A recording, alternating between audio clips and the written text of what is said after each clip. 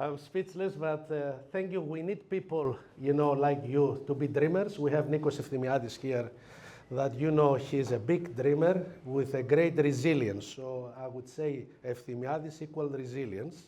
So this is another term that I should give, besides, minimum viable infrastructure. And we need more people. They don't exist so many, in my view, but we need to create them. And how you create them? By inspiring them. And I think we have here in our room also many inspirational people that you will meet also in the panel, and also the people that are sitting here. And that is not a good day, 11 at Friday, someone to have this full house. It's impossible. Thank you so much for being here with us. Hopefully we'll not let you down after we finish. So let's start, Charles. As an old person, I will need my glasses. See? Mature, thank you, because we are same age. Now, welcome to Thessaloniki Innovation Zone, and this special fire chat with one of the leading pioneers of blockchain innovation. Ch.Hoskinson, founder of CEO of Input Output, among many other accomplishments. He was very actually humble. Charles, it's a pleasure to have you and your team. I say that strongly because as I believe strongly on teams. Buildings are very nice, but I think the team makes the difference. Here in Greece, we're very honored. And thank you, Tamara, and thank you, Exarchia, that make you, see what we have here in Greece from both sides, because you have to understand everything in my view. You have to go bottom up and top down. And this is something, we call it a hybrid ecosystem, and this is what strongly I believe. So let's warm up now, Charles. You've built many companies, and with the homework that I have done, you redefine how we trust technology. You are a person of values in my view.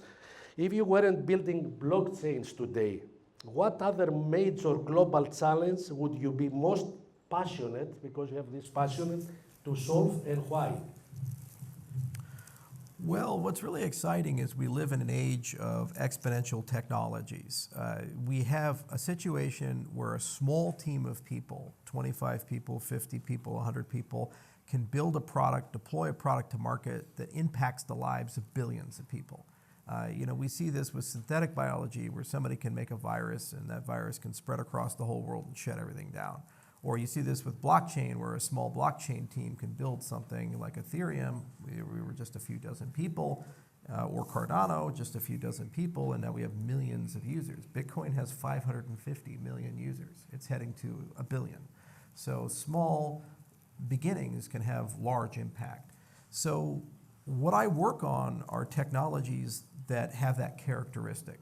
And they live in a world of ecosystems and systems theory. They live in a world of openness. There tends not to be a lot of proprietary elements. And they live in a world where your customers are also your product people. They also contribute to the product and grow the product. So it's been a lot of fun watching all that grow. And I always ask, can I disrupt other industry verticals? Like, can I take medicine or synthetic biology or biotechnology or agriculture, and can I disrupt those industries in the same way?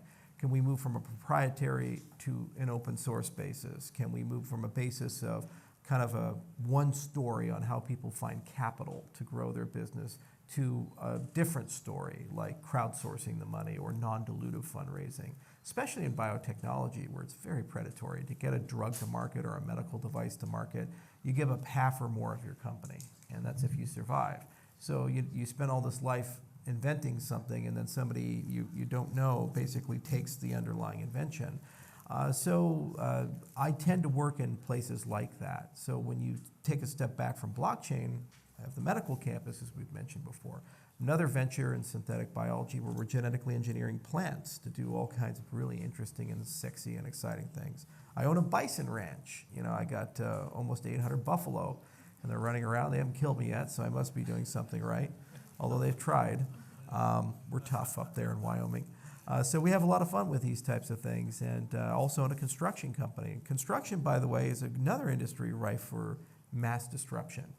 We talk about this campus, and one of the reasons people visit Greece is they don't visit Greece to go visit the Hilton Hotel.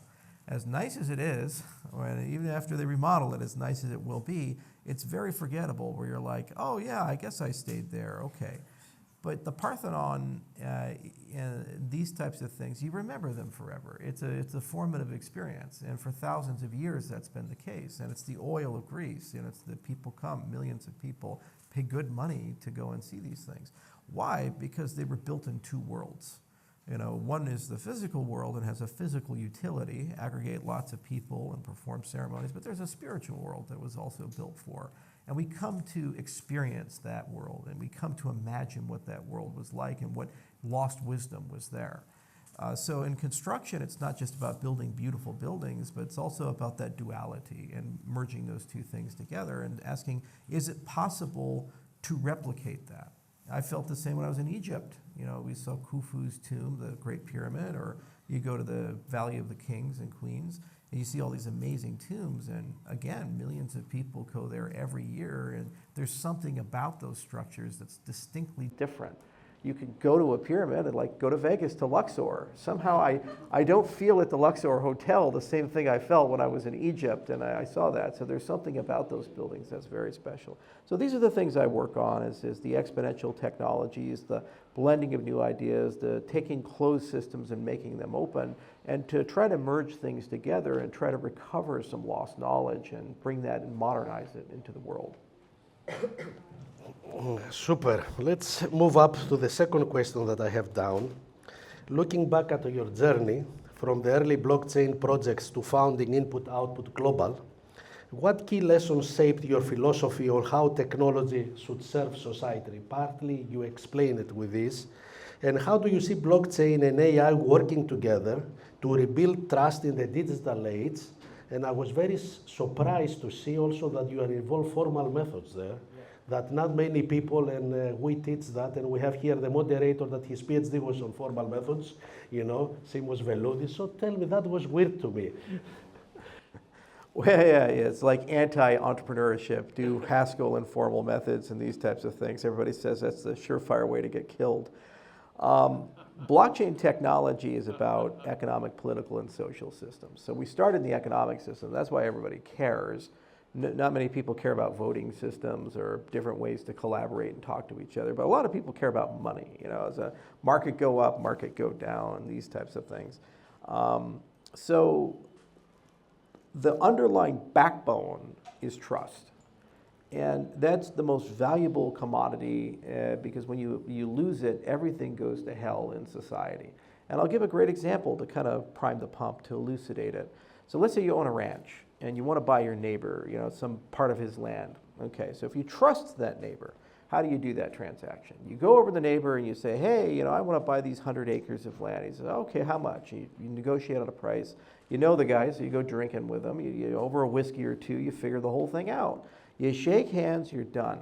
Then let's say a month down the road, there's some problem that comes up, a mineral rights issue or water right, whatever the heck it is. How do you solve that?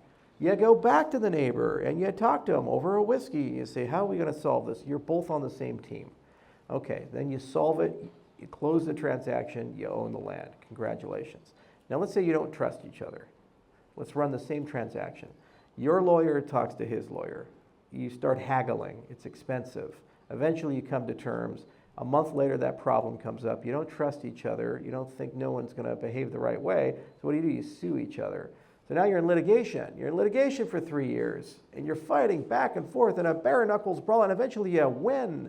And guess what happens? What's the output of that? You own the same piece of land. So the output is the same. The pain, the expense, the time, the friction involved in closing that transaction is dramatically higher. And the only delta between the two is trust. In one case, you trust each other. The other case, you don't trust each other. So how do you build trust in a global community? This is what blockchain effectively solves. It creates an objective reality, an objective truth for everybody, an objective foundation where when it's in a blockchain, it's auditable, it's time-stamped, it's irreversible. And then you start asking, well, if I rebuild my institutions and systems this way, that means I can trust people I've never met on the other side of the planet. If I do business with somebody in Nigeria right now, it's really, really, really hard if I'm using the legacy system to understand how I engineer a business relationship, because I don't even trust the government of Nigeria. There's like a non-trivial probability that they'll just simply arrest the person and try to extort them. They did this to Binance. But if it's all on a blockchain and it's all on a smart contract, it's using stable coins or something like that, I don't particularly care that they're in Nigeria versus Greece versus Italy versus the United States. The terms and conditions are there, and I trust the protocol in the system. So what this effectively does is it takes these fractionalized, regionalized markets and these central connecting hubs that reestablish trust like the IMF and the World Bank or transnational institutions, and just throws them all away, gets rid of all of them, and everybody's equal. And everybody, regardless of what language they speak or where they're born, they play by the same set of rules and they live in the same system. This, in a nutshell, is why blockchain in 15 years has gone from nothing to a $4 trillion ecosystem with 500 million users, because people are starting to catch on that this is the only way you can live in a global economy that runs 24 hours a day, 7 days a week, especially in a global economy with great powers conflict. We have China and the United States and Russia all fighting each other. So what the hell does a Russian contract mean to an American court? So let's say you're a Russian entrepreneur, you do all this amazing work and you invent some incredible invention. And I'm an American entrepreneur and I read your patent, I just steal it. Like, how do you sue me when we're at war with each other? You can't. Or vice versa with China. So your property rights don't mean anything, your economic rights don't mean anything. Great powers conflict is the death of trust. It's the death of collaboration. And when you have billions of people throughout the world that are not getting along, we need a different system to do business with each other and trust each other. Okay, and so this is what I focus on, is asking foundational questions of what does the system need to be? How does identity work? How does reputation work? How does the asset look? How does the payment system work? And how do I build this in a way that you trust the least amount of people possible and we maximize the resilience and the decentralization? Amazon just went down the other day. It brought almost the entire internet down. You couldn't buy stuff on Amazon. You couldn't watch porn. Everything went to hell. But Cardano didn't go down. My network I built was still running 24 hours a day, 7 days a week. And that's the difference when you build a decentralized, resilient system. Even if the big guys go down, you're still running, and your identity should work this way, your political system should work this way, your social system should work this way. I'll close with this because I tend to ramble. The United States of America, when we're sick, the world gets sick. And I say this as an American, so we're a little, egocentric about it, but it's true. We're a powerful country. So we're sick. We're killing each other, like Charlie Kirk just got shot, and yes, all these things are going on. It's not a healthy situation, and everybody's angry, and everything's falling apart. The root cause of this is a lack of trust in institutions. Nobody trusts anything anymore. If it's from the FBI, they don't trust it. DOJ, they don't trust it. CIA, they don't trust it. The Health and Human Services Department, they don't trust it. Nobody trusts anything anymore, okay? And so you can't vote your way out of that. You can't put strong men in and magically everything gets better. It's just a Band-Aid for a wound that's getting infected. You have to solve the root cause of it and ask, how do we restore trust and faith in the institutions? And the only way I think we can do that is move to the objective reality of blockchain. Vote with those systems. Verify facts with those systems. Pay people with those systems. Then, regardless if you're a Republican or a Democrat or where your politics fall, you have some other thing that is like a law of physics, like gravity, that you trust. And you say, well, that's true. Once you have that, then the institutions heal. And the institutions are what allow you to deal with complexity in society. When you get sick, you go to a hospital. Why? Because it's a complex institution, but you trust that all the doctors are credentialed. You trust they're not going to kill you with poison. You trust that they actually know what they're doing and they can heal you. You would never go to a hospital if there's no medical licensing system and there was no modern medicine and things like that. You're probably going to get killed at that hospital if that was the case. So that's a complex institution, and it's relying on a root of trust that has taken decades, if not centuries, to construct. And it's easy to lose. The minute you have one fake doctor at the hospital, the whole system falls apart. So rebuilding institutions on stronger bedrock, on stronger foundations, that's what blockchain can do, and it can heal America, and thus it can heal the sickness that's cowling the world. So you have key takeaways: resilience, trust, and keep the three key takeaways at the end, because we will ask you what stays in you now. Let's go a little bit local now. Here in Greece and let's say Southeast Europe, we have exceptional talent, I could say that, but often lack of structure and scale. It's because, we are only 10 million, I don't know. What is your message, first of all, to go back to resilience, to young entrepreneurs and policymakers in emerging ecosystems who want to build globally trusted, research-driven companies, as you said, to be practical, Tamara, to be, applied, that's what you said, like input, output, global. So we can get something in your brain today. Yeah. Well, it's a sad thing when a nation loses its sons and daughters. And the Philippines, India, Greece, many countries like this that have a high commitment to education, especially Greece. There's like a Greek academic mafia. It's very strong. Every university you find that Greek guy. And then somehow more Greek guys appear. It's like, what happened here? But that's true. But they all go abroad. They go somewhere else. You find them in California or Scotland. You find them in Germany or France. And if you lose your brilliant people or your most talented people, they go somewhere else. Even if they send money back home, you've lost part of your soul. The house never feels the same once the children leave. And a nation state can't survive that. So you have to ask why they leave. You left and you came back. Why they leave is because there's opportunities, there's jobs. They feel like if they stay, they have less of a chance than if they go. So the first question is, how do you create a warm, welcoming environment so that people don't feel the urge to leave? By the way, I live in a state in the United States where it's the only state that has this property. We lose population every year. Every other state in the United States, the population goes up. Wyoming loses population. The children leave. So when they graduate from University of Wyoming, they go somewhere else because they don't feel like they have any opportunities in Wyoming. It's an agriculture state. It's a tourism state. Yellowstone is beautiful. It's one of the most beautiful places. Jackson Hole, oh my Lord, the Tetons. There's a reason the land is $30 million a house. It's so beautiful. But outside of tourism and raising cattle, it's like you're not going to go start the next Microsoft in Wyoming. So I built my campus in Gillette with the hope to bring people back and say there's something significant and meaningful there. So one thing is to create hubs of innovation and hubs of culture where people feel inspired like they can come back and they can do something meaningful. And so then you could build those domestic businesses.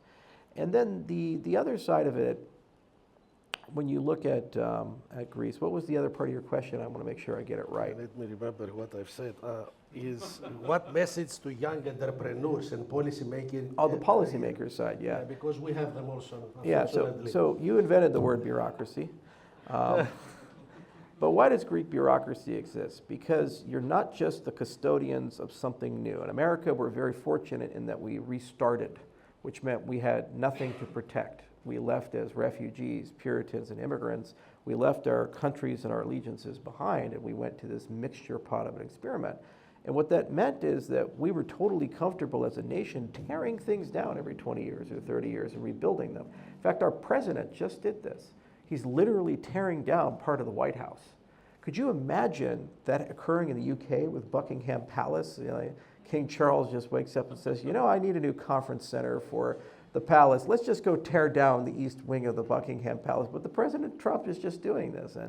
And a lot of people defend him because they say, the White House is getting old. We need to upgrade it a little bit. And it's like, that's an iconic building. I mean, what are the aliens going to blow up if not the White House?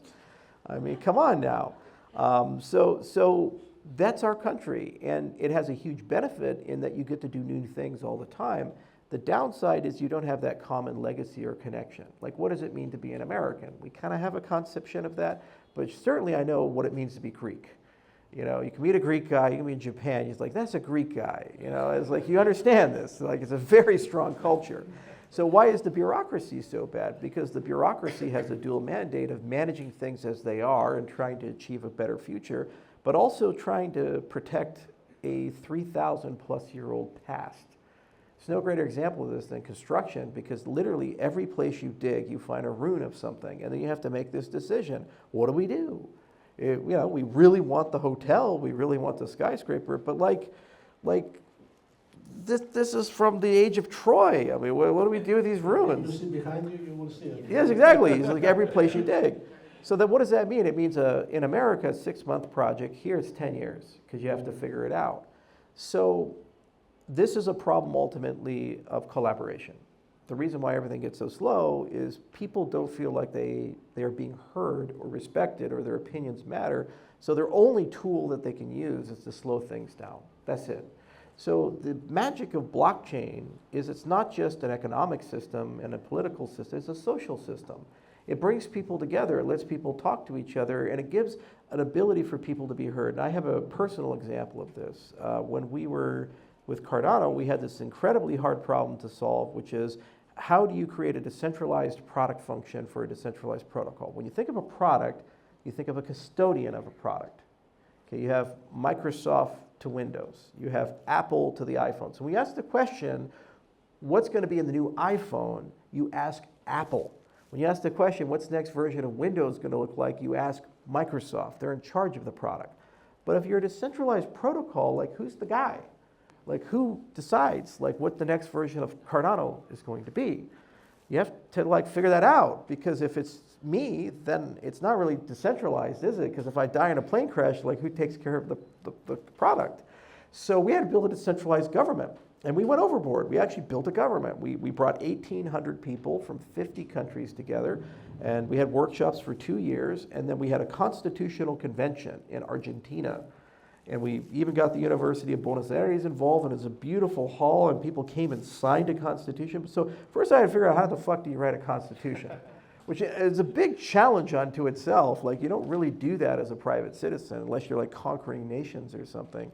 So there's not many people around that do that. And we had to find those people and convince them to take it seriously. But we were able to build a government then. And with a government, then you can actually vote. And you can vote on a roadmap and have delegated authority and these types of things. But you create continuity and stewardship that transcends the individual.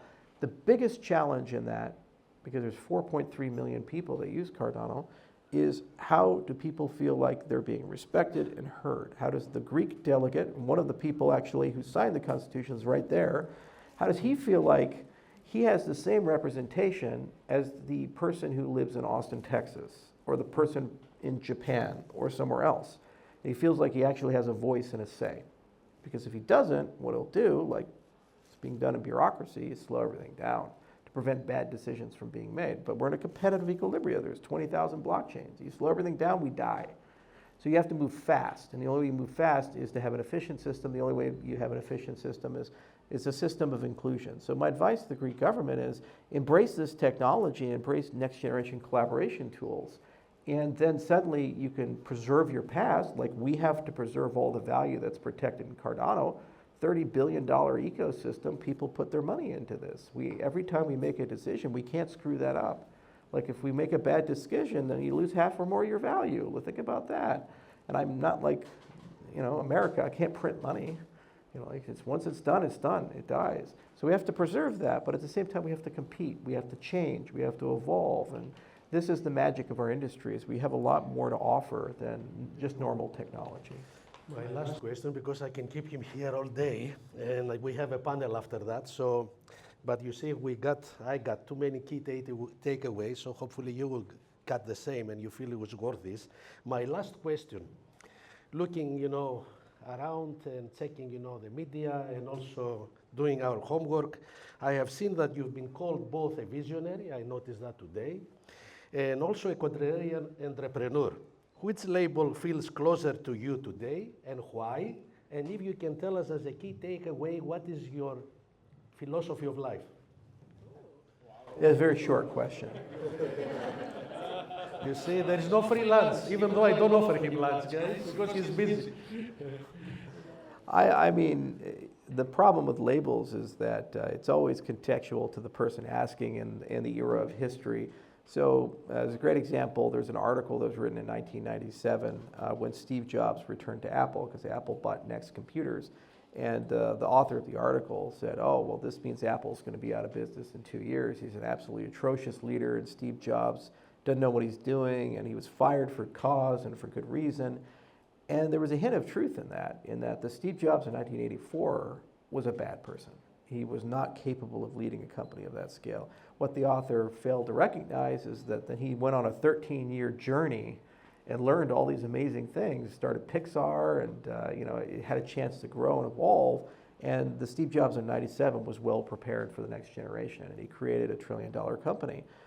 So things change and things are dynamic, and what you don't do is you get addicted to chasing the past or your reputation. You know, David Bowie likes to say, never play to the crowd. You know, you should always be uncomfortable in music and life. When you go to the pool, don't have your feet touch the bottom. You want to be a little uncomfortable. You always want to put yourself in a situation where you're the new guy. You know, you're always learning new skills, doing new things. Like I have a construction company, and I'm a big guy in crypto. So when I go to a crypto conference, Charles. So I went to World of Concrete, the largest concrete conference in the world, 75,000 people. Nobody knows who the hell I am. So I'm sitting here, you know, in a concrete class, learning about like pozzolans and concrete mixtures and steel fiber versus, you know, hemp fibers or everything from macro and micro fibers in concrete. And the guy next to me is like, so you know, you've been doing concrete for a long time? No, just getting started. Got a small contractor out here, and you know, in Gillette, Wyoming, and it gets real cold up there. Like, yeah, and I'm the new guy. Nobody knows me, you know. But that experience is good. It's good for the soul. It's good to humble. And being in concrete, already I just see all these things that I think in the industry could be disrupted, and it's really interesting. Some ancient things, like, did you know the Romans have self-healing concrete? When they built the Pantheon, because of the fly ash, the heat actually regenerates, which is why the concrete has lasted 2,000 years. So ancient ideas can become new ideas can become can be integrated with them. So you always have to do that, and I try to do that in business. Now, I don't particularly care about the reputation in the world of social media. More than half of the users of the internet now are bots. So it's hard to even know if a human holds that opinion. Anytime you do anything, you'll have positive and negative comments, and you don't even know if they're real. It's like the internet, it used to be in the 90s, there's an old meme when you were growing up. It was, in the internet, nobody knows you're a dog. Yeah. Now in the internet, everybody's a bot. Everybody's a dog. So I don't pay too much attention to the comments, and every single time I've been drawn into that, I've always regretted it, and it's always been challenging. With respect to the meaning of life, really the key there, I'd say, is you have to find a way to be inspired about something. You know, you don't exist, you exist, and then you don't exist. And we're not really sure about the before and the after, but we do know there's this period of existence. And a good life is a life that's inspired. You have to fall in love with something. You have to look for beauty in these types of things. And what's nice about that is it's not prescriptive on global impact. You know, everybody seems to think I have to be a big person to impact the world. Well, if that's true, like, well, name the last 8 Hittite kings. Does anybody know? We don't actually have the names of 8 Hittite kings. Okay, the Hittite Empire is gone. But at the time that they lived, they were basically living gods. Very powerful people. They just, whatever, their word was law. They could do whatever they wanted to do, and everybody wanted to be them. Now we don't even remember them. It's very rare for history to remember your name, and only do they do that because they've fallen in love with you in some way. And they usually fell in love with you because you did something that was good for everyone, or you did something that transformed something for everyone. And history is very fickle in this respect. So find a way to be inspired and find a way to chase beauty. And if you get lucky, sometimes you get some semblance of immortality, but that's not for you, that's for them. Alexander's dead, you know, but his legacy is for all the people in this room, but it wasn't for him, he's gone. What was for him was the time he was around, and you have to ask the question, was it a good life? Maybe, maybe not. He's on the road all the time, he's in war all the time, you know, died of a nosebleed. It's a bad situation. So to me, I try to be inspired, and I try to do new and interesting things. I have a lot of cool, miraculous ventures that are basically science fiction at this point. I have no idea if they're going to work, but God, it's a lot of fun to go down to Texas and see plants that glow in the dark, and it's a lot of fun to think about the future of governments or write a constitution or inspire people throughout the world and collaborate with them. And that keeps me young, and that keeps me going. Also, being able to work with family is a lot of fun. My clinic, I run with my dad and brother, and they're both doctors. And one of the coolest things we get to do is think about the future of medicine. It's been the family for 70 years, and that's a great legacy to be able to wake up every day and say, how do we make people feel better and be happier, you know? And when it all comes to an end, if made a little impact, that's okay, but at least I get to say I lived an inspired life. Thank you, thank you. I don't have much to thank you.